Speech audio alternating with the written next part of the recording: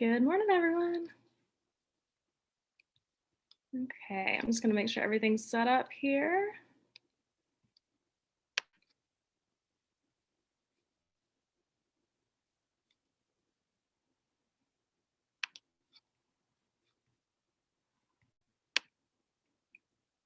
Okay, I'm just going to make sure everything. Okay, perfect. I think we're all good to go. All right, my name is Anna Claire Stinson. I am a career counselor in the University Career Center. I'd like to congratulate our class of 2021 with graduation nearing. Very, very exciting. Our career counselors this week are doing a series of live streams as part of the class of 2021 week of events. So lots of fun stuff coming up. Make sure to check out our social media for all of that information. So last hour, Christina Bevilacqua walked you through a lot of great networking tips. So that is a huge part of the job search process, and just building up that network, while you're still in college, but then also going into either graduate school or becoming a new professional, whatever your next step is. So in this hour, I'm really excited to cover kind of the basics of resume writing. All right. So we're going to have basics this hour. And then in the next hour with Tashila, she's going to walk you through some more, advanced strategies, some more in-depth topics related to resume writing. So hopefully this will be helpful for those of you who maybe haven't created a resume yet, or maybe you haven't updated it since high school. That certainly applies to some of us, I'm sure. But, even if you do have a resume you're pretty happy with, there's still some basic guidelines that I really want to share with you. So hopefully this will be helpful for you. What I'm going to do is share my screen, and we're going to actually look at the Career Center website together. So just give me 1 second to pull that up. Let's see here. All right. And if you haven't been on our website before, it is career.auburn.edu. All right. So let's pull this up. You're probably like me and have a million tabs open, right? Okay. Well, let's do this. Okay, so hopefully you can see this. This is our website, career.auburn.edu. All right, if you haven't been on our website before, we have a lot of stuff on our website. This is going to be our homepage where you can actually scroll through our virtual career center. So this is going to cover most of the topics that we offer as appointment types in the career center. You can see here, if you click on one of these booths, it's going to take you to that virtual booth, and you can go straight to the part of the website that houses the information on this topic. So if you click this plus, it will take you to our resumes page. Resume, CV, and cover letter, which we're going to look at that together in just a second. And then you can also watch a quick tip here on how to write your accomplishment statements, which we're also going to talk about. So just know that this is a resource for you to really get some more information on a lot of the topics in our office, okay? And as you scroll down, I want to point out this drop-in assistance button, and we're going to loop back around that at the end as well. But this is where you go to visit our virtual drop-ins. That is a really great resource for you, especially for getting your resume reviewed. So this is happening virtually this semester, Monday through Friday, 10 to 3. You can go and get your resume reviewed by a peer career advisor. You can also schedule an appointment with a career counselor or a graduate assistant, Zoom or in person. And as you scroll, you're going to see all of our events. You can see we have a lot of live stream events happening, uncensored career conversations. So definitely check that out on our website. All right, so another way to get to the resumes page is to go to students and undergraduate. And I wanted to point this out because this page houses a lot of resources for you. This explore section is great if you're looking at different career paths, you want to engage in some career exploration. This experience tab, great for gaining that experience. And then marketing yourself, that's where we're going to be looking today. So we have our job search guide linked here, a job search tip sheet, but we are going to go to this resumes. Okay, this is most of the information you're going to need to know about just getting started with your resume. So I'm going to walk you through this today. And then again, Tashila's going to go over some additional information for you in the next hour. All right. So let's start by looking at our job search guide. If you're not familiar with our job search guide, this is like, you can think of it as just a handbook for all things job search. So, a really great resource for you. It's multiple pages long. You can see we're on page 21 here. This is the digital version of the job search guide. If you want a hard copy of this, you can just stop by our office. We're in 303 Mary Martin Hall on campus, and that's right in between the library and Sanford Hall. So definitely check that out. Um, Lots of great information about resume writing, and it actually starts here. If you want to learn more about just the different tools for marketing yourself and the differences, you can find that on this page, on page 17. All right, so we're going to be talking about resumes, but also keep in mind that CVs are also a common document. So if you are going to graduate school, or if you are a graduate student, or if you're going into academia, research, teaching, sometimes even healthcare, you might have a CV, and that's just basically it can be a longer document, a more comprehensive statement of all of your experience. All right.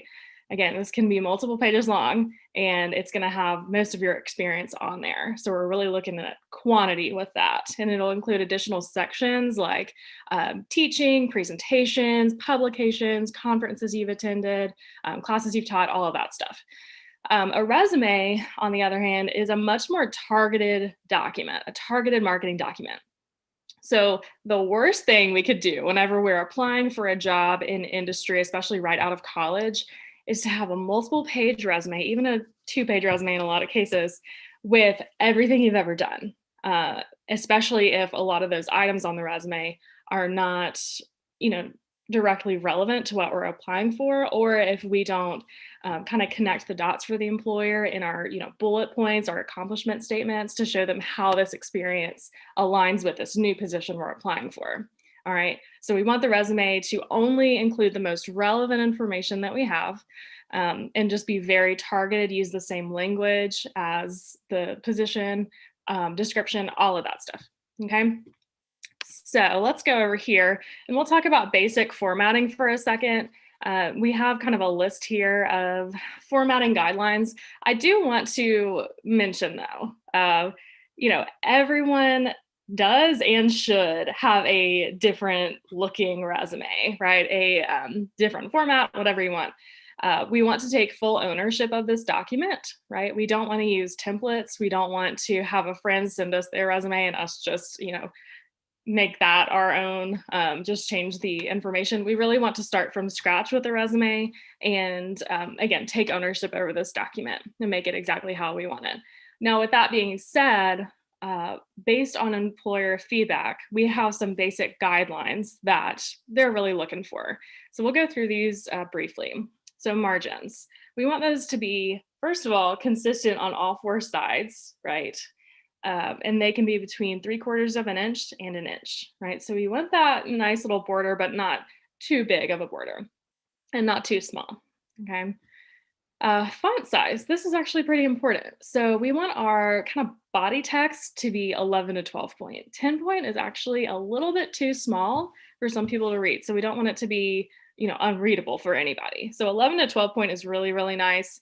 And the only exception to that is your section headers. Those can be a little bit bigger, like experience, education, skills, stuff like that.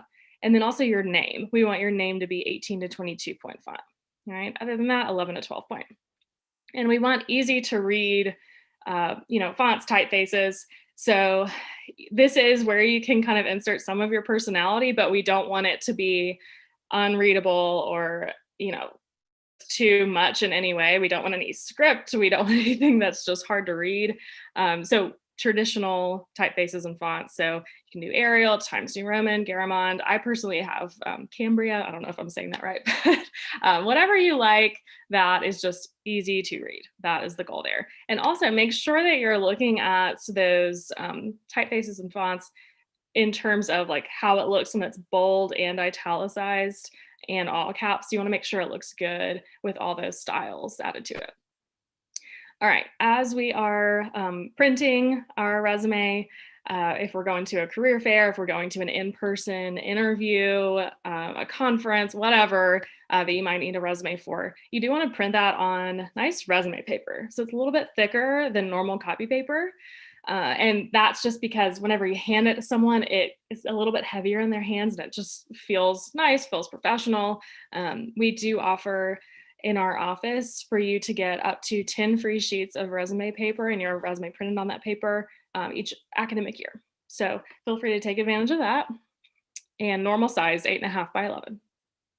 And with the resume paper, there's actually usually a watermark on it.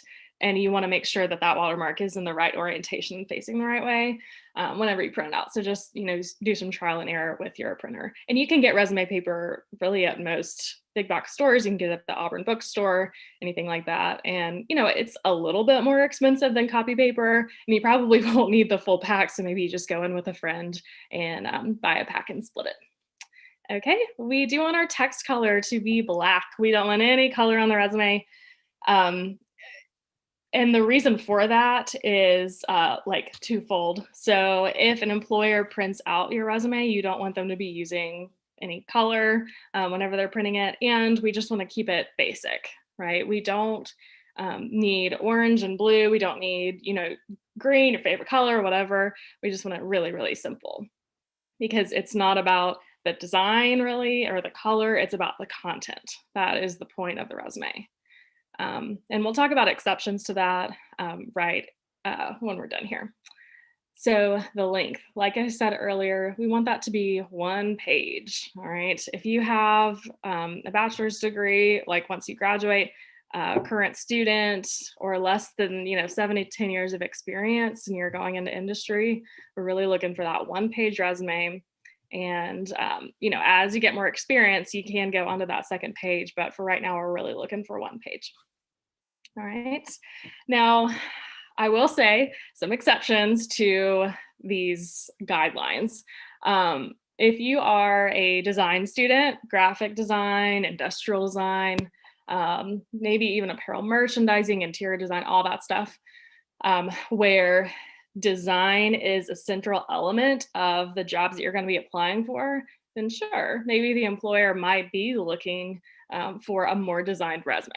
And that's totally fine. What we recommend, if you are one of those students and new graduates, is to have kind of 2 versions of your resume. So we're going to talk about applicant tracking systems in just a second, and Tashila will touch more on that. But we want to make sure that our resume is getting through the system that is kind of filtering through the applications. And if you have a heavily designed resume, it might not go through. So what I recommend is having a basic resume, and we'll go over to this next page, something that looks a little bit like this, all right, that you submit as your main resume. And then usually you can submit an other document, and that can be your more designed resume, where you can show off those design skills. Now with that, I would recommend not using a template if you are going to submit that extra resume, because again, this is kind of speaking to your design skills. So you want to create that from scratch on, InDesign or even Canva, just whatever program you use, but you want it to be your own and speak to those skills. All right. Now I will say a lot of the same guidelines that we talk about today can and should be implemented in that designed resume as well. Okay, so let's zoom in here a little bit. I want everyone to be able to see this. So over on this side here, let me zoom out a little bit more. Okay, perfect. So right here, this is just kind of a basic sample. Again, there's not one correct way to write a resume.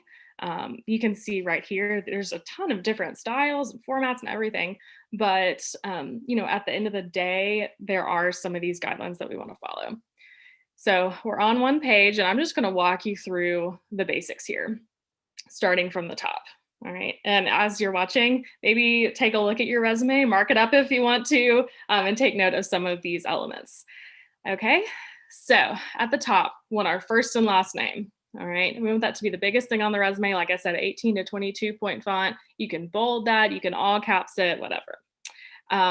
One little detail here, if you maybe go by your middle name or, a nickname or whatever that you want to put on your resume, you could put, like, for instance, my name's Anna Claire Stinson. Imagine that I go by Claire. I could put Anna Claire in quotation marks and then Stinson at the end so that they know to call me by Claire. I don't go by Claire, but that's just an example. Okay. On the next line here, you want to have your contact information. And, this example has their address, their phone number, and their email. First of all, if you are applying online and you're not mailing in an application, which is what most applications are these days, it's not super necessary to have your full address on there. Some people don't feel comfortable putting that full address on there. So it's up to you. It's not wrong if you do put it, but just know that you can leave this off altogether, or you could just put the city and state if you wanted to. I will say, if you are maybe applying for a job in your hometown where you have a permanent address, or if you're applying for a job here in Auburn, Opelika, you could maybe put your address if you wanted to, or just the city and state. But, just to let them know that you do have an address there. And basically, you wouldn't be moving. But otherwise, you don't really have to put it. And then we want a good phone number, a phone number that if they call, you will answer, and you have your voicemail set up for a voicemail message. Make sure your voicemail box is not full. That happens more quickly than we might think. All right. And then our email address. So, I just always recommend using your Auburn email, or maybe a Gmail or whatever platform you use, just as long as it has your name in it, or at least part of your initials or something. We just want it to be professional and appropriate. All right. So let's not use that, Hotmail address that we had when we were in middle school, right? All right. So scrolling down here, our next section, and this is actually an optional section, okay?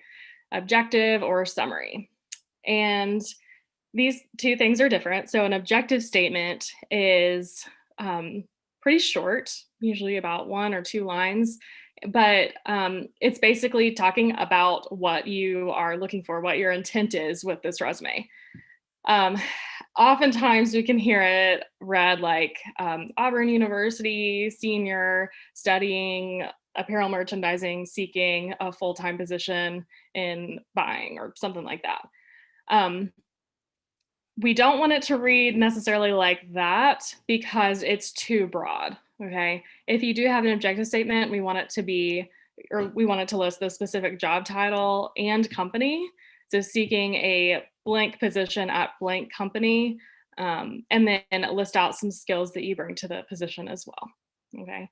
Now, a summary or qualifications, or highlighted qualifications, excuse me, that is, I would say, more common in resumes and CVs of people with years of experience, because it's like, I have this multiple page document, read this summary of qualifications to get a sense of what's to come. So it's almost like a thesis statement in that way, where you're kind of summarizing those high points of your skills and experiences.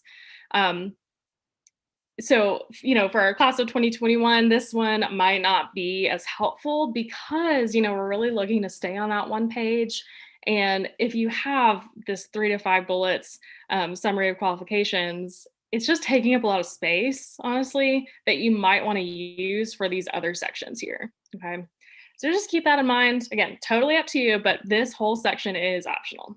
Now, if you're going to a career fair, it might be a good idea to list out if you're looking for, a full-time job or an internship or whatever, just to let them know as you're handing out, multiple copies of the same resume. But otherwise, it's kind of obvious what your objective is when you're applying for a job. So that's why, we kind of say, if you want to have it, cool. If not, that's totally fine. Let's bulk out the rest of the resume. All right. So moving on to education, for our, current students and new graduates, this is typically the most important section. And that brings me to kind of my next main tip here. We want the order of sections to be in order of importance on the resume. So the most important information should be in the top center area here, because that's where our eye is naturally drawn. So that's why we want education to come first, because you're getting this degree from Auburn University. That's really going to stand out for you. All right. And then typically experience comes next after that. And we'll talk more about the order of sections from there. Okay. So education here, Auburn University and Auburn, Alabama are kind of paired. They're always together. Your degree title here and your expected graduation date are also kind of paired. Okay. So we want those things to be together on two separate lines, ideally, because that breaks up the information and makes it really easy to read. Now, I'm going to briefly jump down to experience to show you the consistency here, because consistency is so important on a resume. So do you see how the employer name is in the same spot as Auburn University and also bolded and italicized in this example, right? Next to that, we have the city and state, just where Auburn, Alabama is right here. And then on the next line, we have our position title in italics, just like our degree title up here. And then next to that, our date range that we worked there in the same spot where our expected graduation date is. So hopefully that makes sense. We want everything to be in the same position. Now, it would be very easy if you wanted to highlight your degree title over Auburn University, if you wanted that to come first. We would think of that as highlighting it a little bit more. Totally fine. You could put this whole line first and put Auburn University, Auburn, Alabama on that next line. Now, if you did that, you would need to do that for experience and involvement here. So position title and date range would then come first, and then employer and city state would be on that next line. Okay. So consistency is key, but whatever you do, keep it consistent. Okay. Let's see here. Talking about the degree title, make sure you check what your actual degree title is. Now we have Bachelor of Science, we have Bachelor of Arts, and we just have Bachelor of the major. In that last case, that's going to be a lot of our engineering majors. So if you are, chemical engineering, your degree is Bachelor of Chemical Engineering. So it's not a Bachelor of Science, not a Bachelor of Arts. So make sure you're double checking that.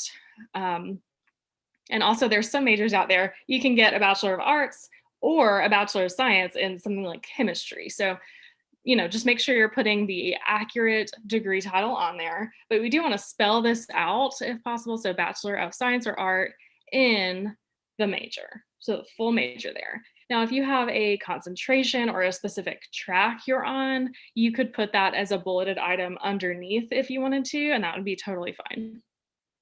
Or you could do like a semicolon and say concentration colon and list it out there. So whatever you want to do is fine, just as long as we're listing out the information.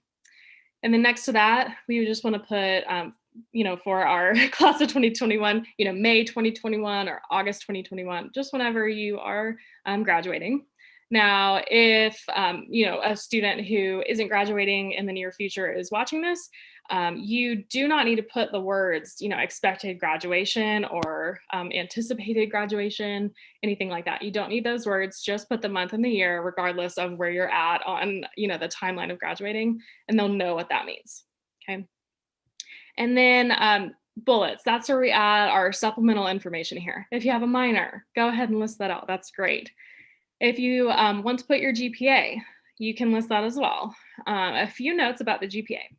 So first of all, we have our overall GPA, we have our major GPA. Those things are different. So if your major GPA is higher than your overall GPA and you really want to list that out, especially if you're applying for something that's kind of related to your major, that's awesome. Just make sure you put major GPA colon, and then, whatever it is, 3 point whatever, 2 point whatever, out of 4.00. We don't want to just list out the GPA without the scale attached to it. All right. So list that out. If you want to put overall and major, you can do that as well. Okay. Just keep in mind your overall GPA is only going to have your Auburn classes that you've taken at Auburn factored into it. So any transfer credits are not going to be factored into overall. So keep that in mind. Again, make sure that the GPA you put is accurate. Now, GPA is very, very industry specific. Sometimes employers really, really want to see it on there. And if it's not listed, they might make assumptions about it. But there's not a magic number that's like, if it's above this, then you should put it. It's whatever you feel comfortable with. If you worked a full-time job, or if you worked 30 hours a week, you could put your overall GPA, but then say while working 30 hours per week, something like that. So if you need more assistance with that, again, feel free to come into drop-ins. We're happy to chat more about it. All right. So that's everything with education. Other things that you could put would be like study abroad, the name of the program and when you went, and maybe a bullet about what you learned as well. And there's actually an example of that over here. I don't know if you can see it in the education section. All right. I think that's everything I wanted to talk about with education though. Not sure. One more thing. If you went to an institution before Auburn and transferred into Auburn, but did not receive a degree from there, like an associate's degree, you do not need to put it under education. Okay. Only degree granting institutions need to be on the resume. All right. Now, with that being said, you can put it if you want to. You just would want to be clear that you did not receive that associate's degree from there. I will say this now, for our seniors, really anybody past freshman year, we want to take off all high school information unless it's directly relevant to what we're applying for, meaning you worked there in high school as an intern or something, and now you're applying for a full-time job, right? Like that level of relevance. Otherwise, employers are going to be much more interested in what you've been doing in college than high school. All right, so that means we would not want to put high school under education. Moving on to experience here. So typically an experience section is going to include paid work experience, but you can add other things that weren't necessarily paid. But the main thing is we want to put everything in reverse chronological order. So most current things on the resume need to come first, followed by less current. So in this example, this is a current position because it's to present, and then the next position ended at some time in the past. So that's how we want to order all of this. Okay.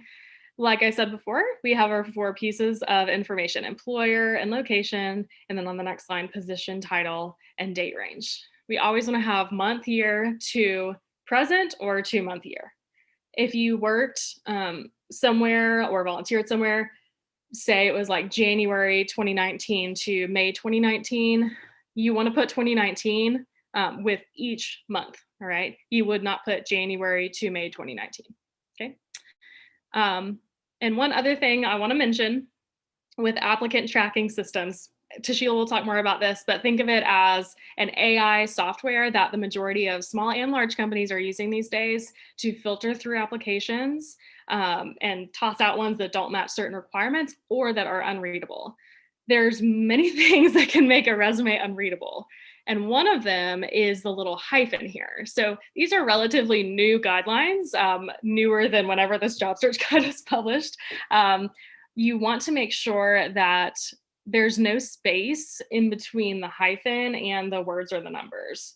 So you can see here, this does have a little bit of space. You would want to remove that because, if there is space that's kind of unaccounted for, the ATS system would not be able to read that date. So just make sure that there's no space in between the hyphen. You're good to go. All right, so we have all that information.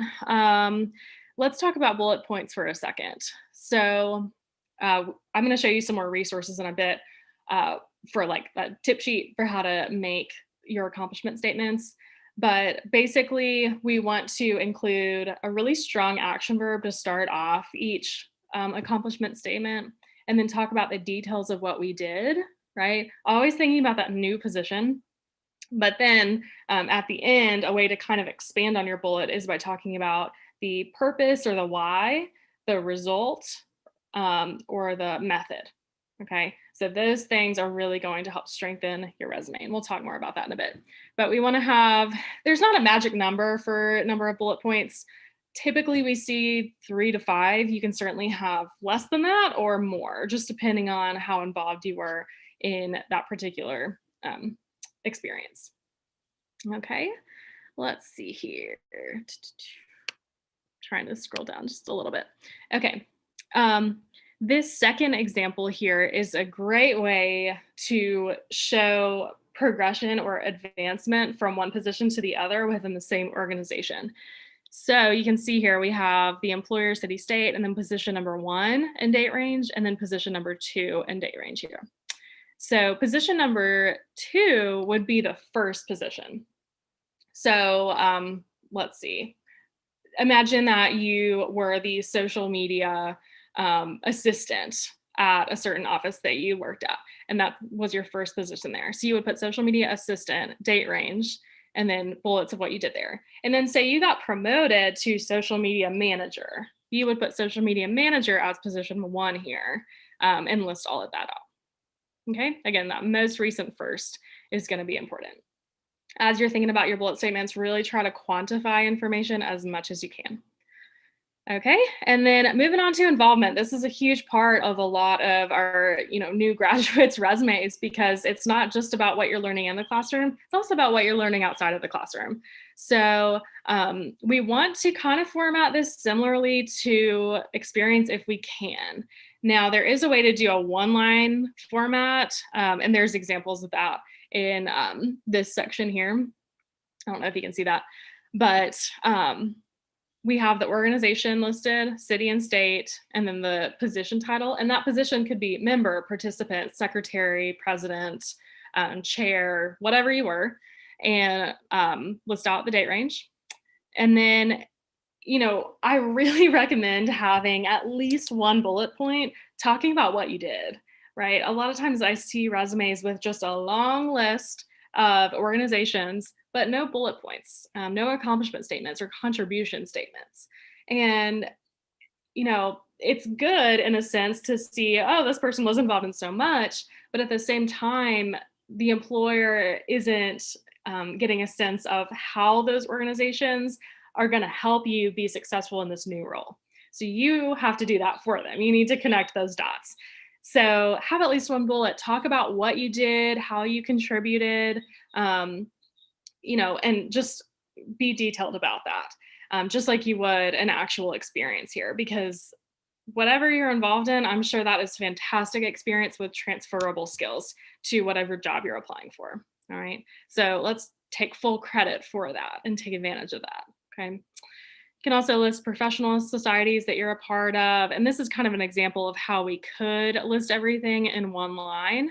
So if you wanted to have organization first, just make sure to have the city and state as well, and your position title here. And in this example, it's just all separated by vertical bars. But you could still have a bullet point under that if you wanted to. Okay. And key skills, certifications, anything like that. There's a lot of additional sections that you can add. The main thing with key skills is making sure that it is hard skills. So those are kind of the tangible skills that we can quantify in a way, attach like a date range to, or a date that you received that certification, whatever. So these are things like foreign languages, computer skills. If you are an ag student or a forestry student, right? They're probably, depending on the job you're applying for, maybe thinking about equipment that you can use. If you are in research, lab equipment that you're familiar with. So really be creative thinking about all the different platforms. If you're PR, communication, any sort of design student, thinking about Adobe Creative Cloud, those skills are in high demand. For our engineering students, all of the different programs that you use in your daily activities, making sure that you list those out. But then if you can list the proficiency levels, that is ideal. Basic, intermediate, or advanced proficiency in blank, right? All right. So basically the most important sections, again, need to be top center. Education and experience typically come first. Now, say you were super involved and you did not have necessarily a work experience in college, then by all means, put involvement experience first.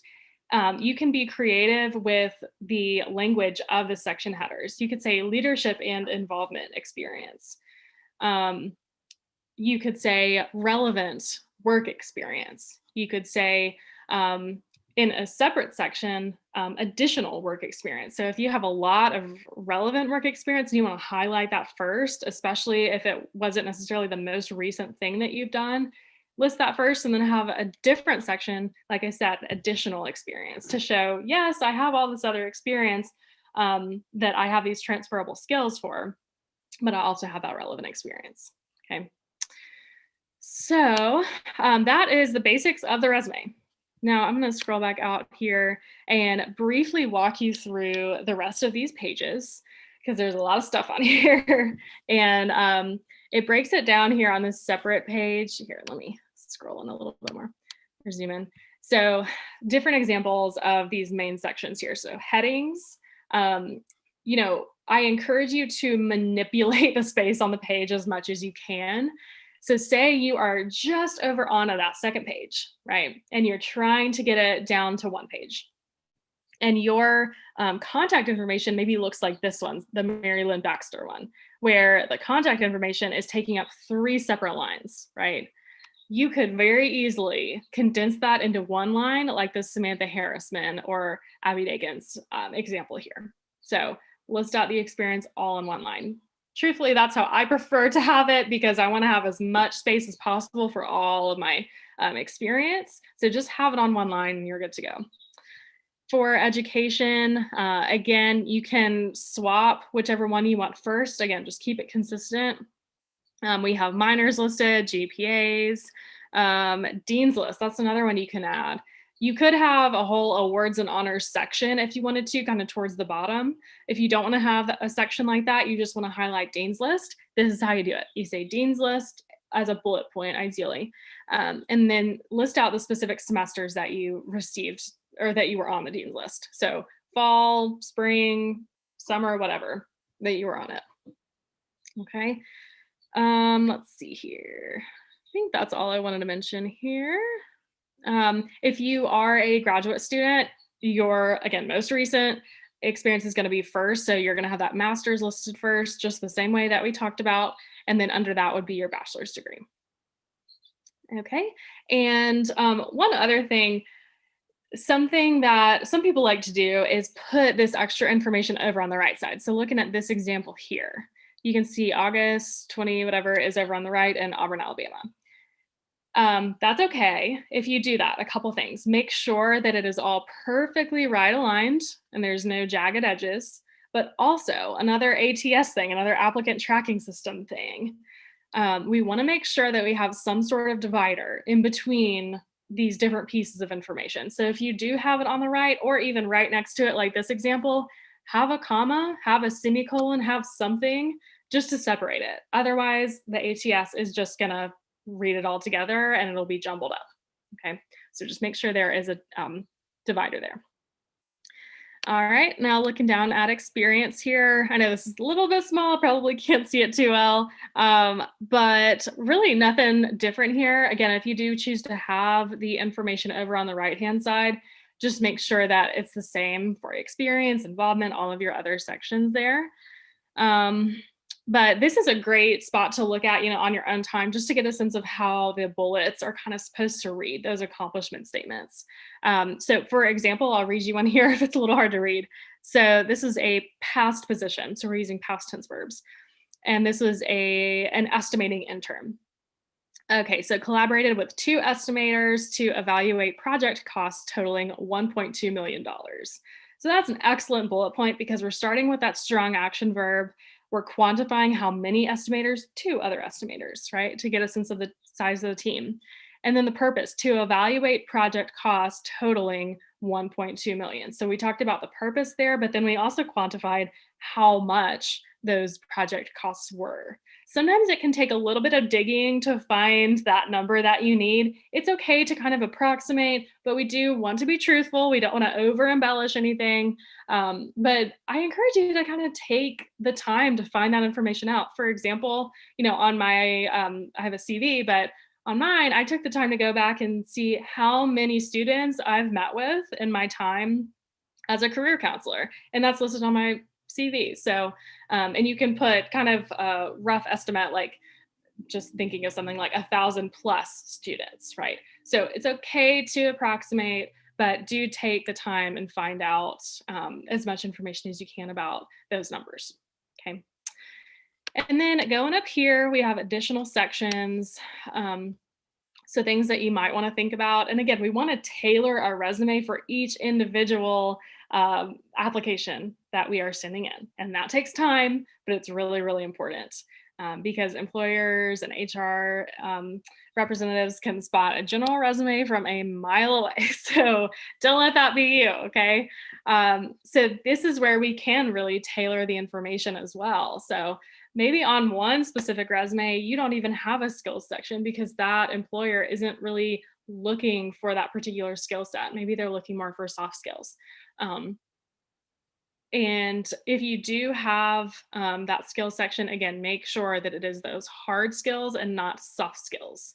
Really important. So we don't want to have a skills section that says hard worker, team player, good communicator, right? Those things are so important, but we want to kind of infuse those into our accomplishment statements, okay? So that there's kind of something to justify that skill set with rather than just listing it out, because anyone can say that they're a good team player. It's another thing to kind of demonstrate that and attach it to an experience. So that skills section is going to be those quantifiable skills, things that you can maybe like take a test on, like a foreign language or a certain computer software program, whatever. All right. Involvement, again, a great way to show leadership skills, progression or advancement within an organization, and bring in those transferable skills as well. Okay. And then honors and awards. If you have received a lot of honors, scholarships, anything like that, I do encourage you to make sure that it's going to be relevant to what you're applying for. And you know, I would say if you're applying for something in industry and you have a lot of industry experience or relevant experience, and you're over onto that second page, you know, that experience might be more valuable to list on the resume than maybe a super extensive honors and awards section. Okay. But down here, you know, we have lots of different examples of how to format that and list them out. Okay. So scrolling back out here, a few more things I want to show you. We have a whole list of action verbs here. So thinking about formulating those accomplishment statements, check this out to help you think of different action verbs to use. And it's broken down into different skill sets, but make sure to use this. It is a lifesaver. All right. And again, past positions, past tense verbs, like these are all listed. Present position, current position, we want present tense verbs. So administer, adjust, allocate. Okay. A couple ones that I see a lot whenever I'm reviewing resumes is the word led. Past tense led is LED. Present tense lead is LEAD. Okay. I see that all the time. It's an easy one to miss. And one other thing, as I'm thinking about that, I know I'm going all over the place here, but as we're looking at these section headers, if you're using something like Microsoft Word to create this resume, spell check does not check anything that's in all caps. I can't tell you how many times I've seen the word involvement spelled wrong, or experience, or even like university. So anything that is in all caps, make sure you are checking that, because Microsoft Word will not check it for you. Okay. All right. And then on these next few pages, we have a bunch of different examples of resumes. And again, these are just examples, not meant for you to just completely copy or anything. But, you know, if you do find an example that you really like, feel free to use it as inspiration and kind of a guide for you. But you can see they're all different, which is good. We want them to be all different. But you can see as we're looking through, they're all kind of following a similar flow, similar guidelines that we talked about. Right, so we have someone who did co-op here. So list out co-op experience if you want to, and then that additional experience like we talked about. This person has that summary of qualifications. You can kind of see what that sounds like. Volunteer work comes first, right? Because apparently that's going to be more important for whatever this person's applying for. All right. This is an example of what this person would like to go by. So John, right? Put in quotation marks. You can list your portfolio, your LinkedIn URL, anything that you want them to kind of be redirected to. You can certainly list that out in your contact information, just like this as well. Use Obby links too. My Obby link is like aab.ie/AnnaClaire. So it's super easy to use Obby links to redirect people without having to put like a long URL on your resume. Okay. Lots of examples here. And then we do have that CV example as well, if you are using a CV or if you're a graduate student, anything like that. Okay, so that is the job search guide. I really recommend that you go through that. And a lot of the additional live streams that are going to be happening this week are covering a lot of the other topics in the job search guide, like salary negotiation and cover letters, job search, all sorts of stuff. So again, we are back on our website here. So I went to students, undergraduate, and then scrolled down to the resumes and CV section. This is also accessible from the Virtual Career Center on our homepage. This is where I access the job search guide. And then as we scroll down, a couple more things I want to show you. So sample resumes, CVs, and cover letters. So if you go to your particular college, you might see a sample resume that you can kind of look at to get some more ideas for maybe how to word things that are industry specific to you, and just to get more ideas. Now, under general use, we do have some sample cover letters here, an international student sample resume, and a first-year student resume. And then again, we have under these different sections, different sample resumes. So you can check that out, and that'll just open into a new tab. Okay, let's see. So I'm gonna go back here. Zoom keeps blocking my view. Okay, this is a big one that I wanted to show you. So talked a lot about accomplishment statements. This is a helpful tip sheet for thinking about how we can expand on these and really strengthen them, because in my opinion, outside of just a nice professional looking resume, a resume that has really strong accomplishment statements usually gets the most attention, because they are going to be able to get a clear idea of how your past experience can benefit their company or their organization. So you can print this out if you want to. You can just use it as a guide, but just to walk you through this briefly. First, you want to identify that skill needed for the new position. Look at the job description to get an idea of what skills you need to put on your resume. Again, as we tailor our resume, this is exactly what we want to tailor, what skills we're listing. And we also want to use the same language that they are using in the job description. So we always say, like, if they're asking for a red sweater, don't say that you have a crimson cardigan, just to be different, right? You want to use that same language again, because ATS might not pick up on those, synonyms, and it might toss your resume out before it even lands on the desk of the hiring manager. Identify that skill, put it in the right tense, right? Think of a time you've used that skill in the past, right? And that can be anywhere. It can be in a paid job, part-time job.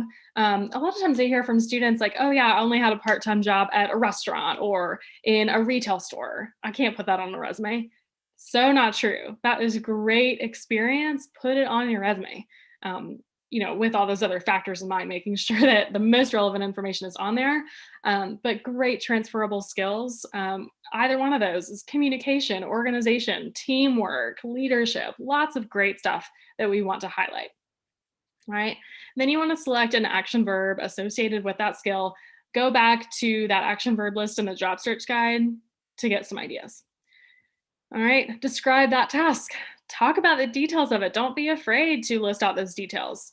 We also don't want to have just a laundry list of information. And I see it a lot with maybe retail jobs or serving jobs, anything like that. Just one bullet, like many, many tasks strung together by commas. We don't want that. We want to focus on one or two particular tasks and really go into depth with that.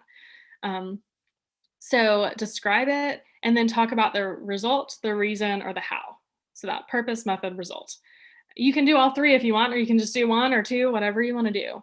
But those sample resumes will really give you some great ideas for how to formulate those, and just some additional ways that you can word things. And then once you have that foundation, then you go back and sprinkle in that quantification, those numbers. That can be dollar values, how much money you fundraised with your sorority, right? Percentages. If you're the social media manager, what was the percentage increase of followers during your time there, right? Quantity. If you were a babysitter, right? Great experience. You can put the ages of the children and how many there were, how many times a week you went over to babysit, just anything. Quantification really helps it stand out. And also use industry specific terminology because whoever's reading it is probably going to know what you're talking about, right? And then once you've done all that, you want to go back and remove all pronouns and excessive articles, meaning a, the, stuff like that. A lot of times those aren't necessary. These are not technically sentences, so you don't have to end them in periods. It's okay if you do, but just make sure that it's consistent all the way through if you do. But again, starting with that action verb and not a subject. It wasn't I collaborated with, it is just collaborated with XYZ. As far as the length, 1 to 2 lines is ideal, but we do want that full line. We don't want a 3-word bullet point. You want that full line. It can go into the second line.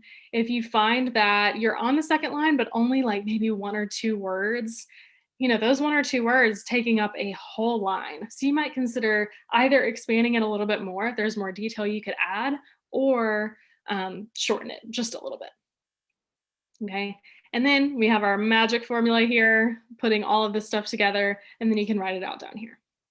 So that is our tip sheet for accomplishment statements. Again, tailor that as much as you can. And then that is most of the information I want to go over with you on just the basics of resume writing, but I want to focus now on all the review options that you have as an Auburn student, right?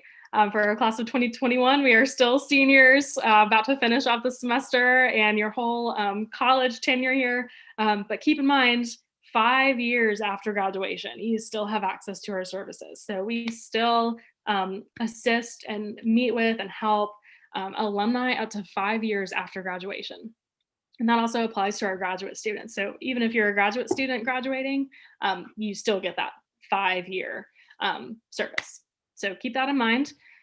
Quincia is a great new resource for you to upload your resume to, and it will give you instant feedback based on the guidelines that we have kind of sent to them for Auburn students, specific to majors and years, all of that. But also it reviews it over the ATS standards. Okay.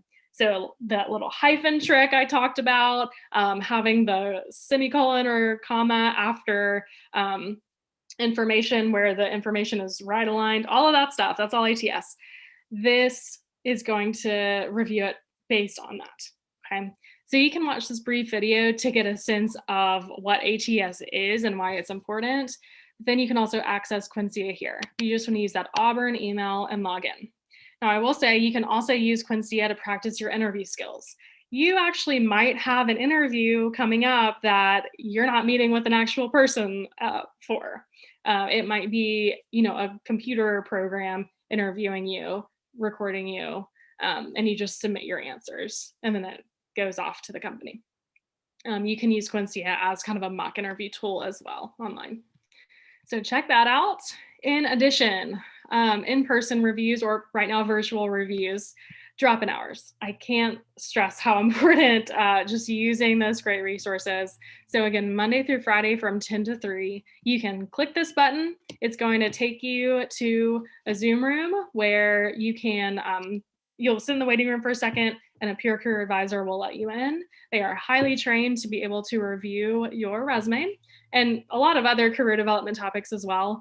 So you can visit that, and it's brief, 15 to 20 minutes, and you can just share your resume. They'll review it. You can take notes, and you can visit drop-ins as often as you want. There's no limit to this.